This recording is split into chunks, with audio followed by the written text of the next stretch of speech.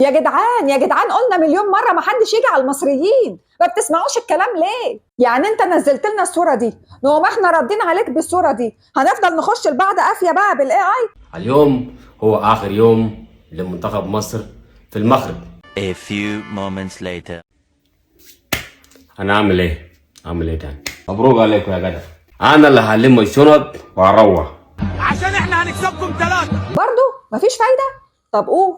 واحد بدري، واحد قبل نهاية الشوط، وواحد في الشوط الثاني، وواحد رز بلبن، ده بقى تاخده معاك وانت طالع على الطيارة، تاكله في السكة كده وانت راجع على بلدك علشان يطري على قلبك. يا ابني حبيبي، احنا اللي يجي علينا ما يكسبش يا ابني، عارف ليه؟ علشان احنا معانا ربنا.